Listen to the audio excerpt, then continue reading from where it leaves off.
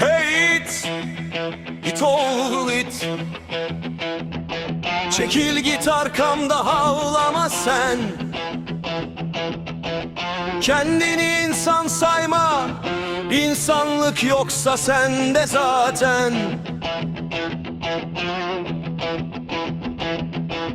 Hey it oğlu it, çekil git arkamda havlama sen. Kuduz köpek gibi saldırdın çocuklara, ama korkutamazsın bizi sen.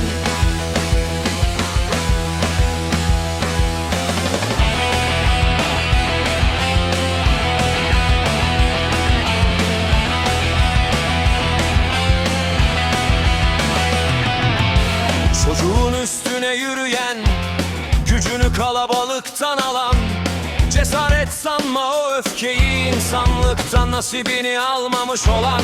Sokağın ortasında bağır, ne kadar istersen avla, biz çocukların yanında dururuz. Sen kendi öfkenle baş başa kal da.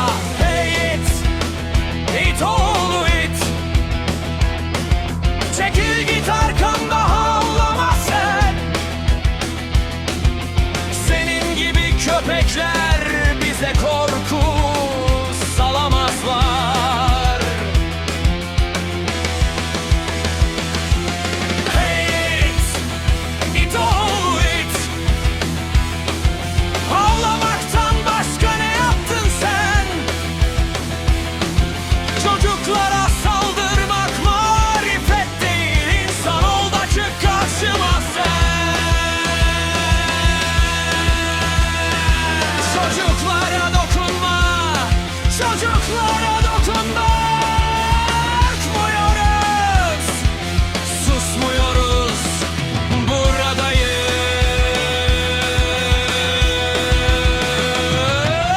Hey it oğlu it,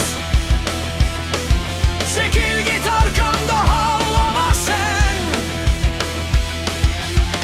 Ne kadar kudursam da korkutamazsın bizi sen.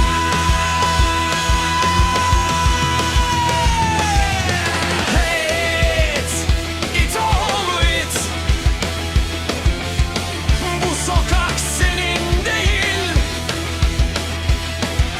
Çocukların yanında duranlar asla yalnız değil. Çocuklara